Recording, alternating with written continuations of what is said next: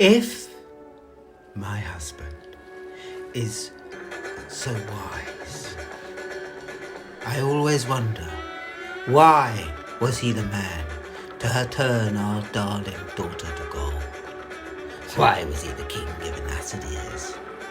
So he went round like a donkey, had to hide them under his hat.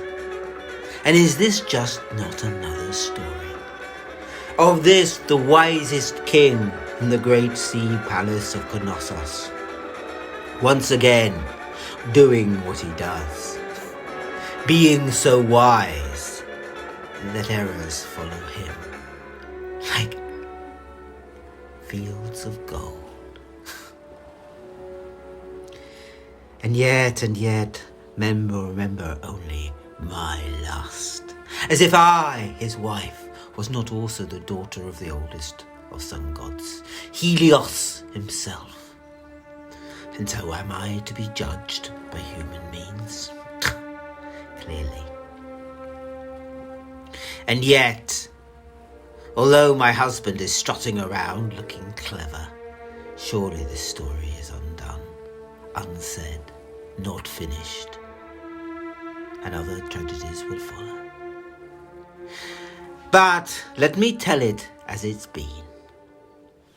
When my husband, mighty in his power, founded this great palace, looking to the open sea, he called upon his great divinity, the eldest son of Kronos, to be his ally and even his friend. And Poseidon, who had ever looked after the line of Minos, said he would give to him such a sacrifice as would make that king the envy of all worlds. And so the master of madness pulled from the deep ocean the sea bull, beautiful, white, with golden eyes and silver horns, longer than any man, bigger than any bull in all departments. There it stood one day upon the seashore, and Minos welcomed it in as if it was a long-lost brother. All summer he feasted that bull and made me sit beside it, until its smell filled my nostrils, and I looked at it almost as if it was a friend. Came time of autumn, and the great sacrifices must be made to the storm giver, else he destroy the palace. It was then my husband said it. Why should I give back to Poseidon what he gave me? Surely, that is the look, the gift bull in the mouth. Poseidon has given me this bull, and I ought to honour him by letting it breed. And so it was, my husband, in his self-effacing or self-aggrandizing reason, sacrificed his finest bull to Poseidon, and kept as sire the bull Poseidon had given him. But the moment the sacrifice was made, the moment the smoke flew to the sky, we all felt a mistake. For Poseidon raised the storm wind, and a great storm battered the island. But my husband looked strong and resolute. Oh, so resolute in the face of the anger of the gods, merely saying that he would give Poseidon one child in 7 that the bull had. And Poseidon, wanting his son, that bull, back sooner, raised up a tempest and shook the city, and it shook to its foundations. But my husband would rather sacrifice the children of the city to the shaker of ships than the bull.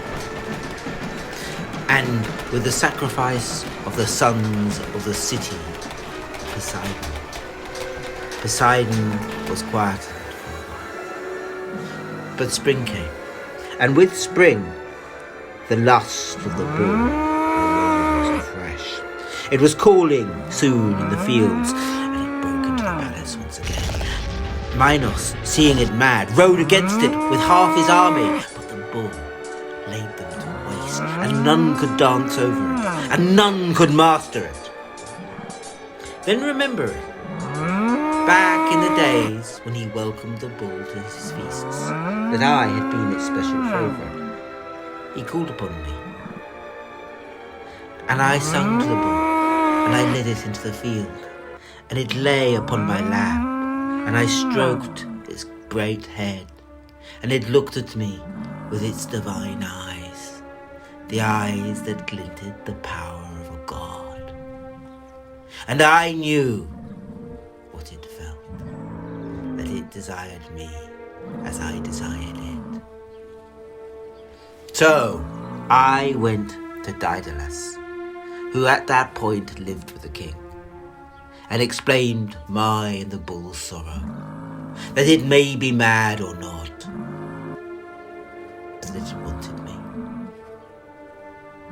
And Daedalus, when the king was not looking elsewhere to the north, made for me a bull, a cow, the body of a cow, out of hide and copper and bronze. And I became, for a while, the very soul of that cow, animating it from within, making its eyes my eyes, the eyes of the daughter of gods. And so I and the bull lived together while my husband was away. But when he came back, I had to resume my form as queen. And my husband, being embarrassed by the bull, and the reproach it made in his mind, the reproach he had made to the god, the reproach he had made to Poseidon, he tried to banish it. And the further he drove it away, the more angry the bull got. It would bellow, and we would hear it. And soon it became obvious I was watching it. And Poseidon raged and swore at me.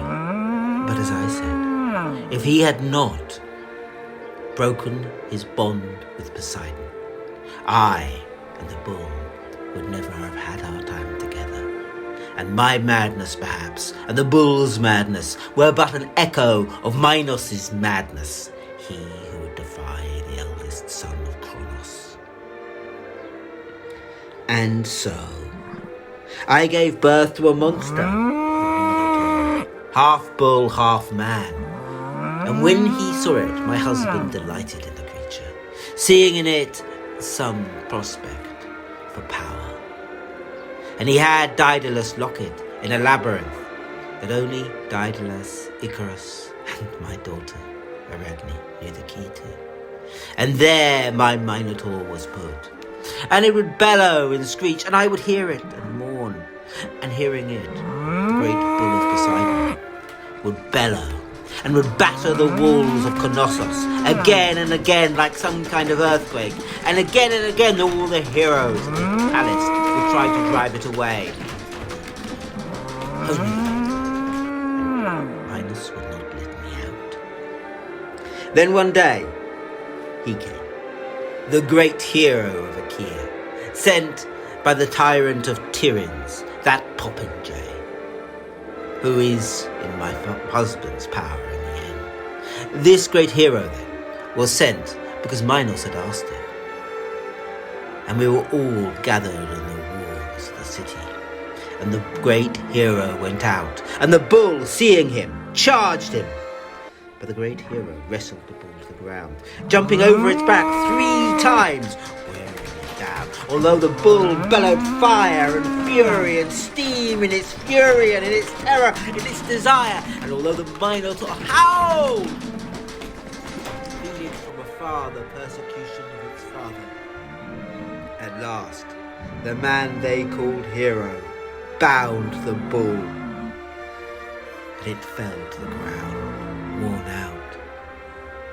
And then he led it in fetters to a boat, a black boat which sailed away. Afterwards I heard from sailors that he had taken the bull to Tiryns, and the tyrant of Tiryns had declared it his own bull.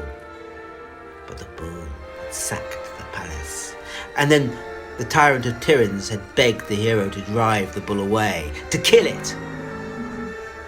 But the bull had already broken free, gone off to far-off Marathon, there to found a race of heroes, be they cattle or men.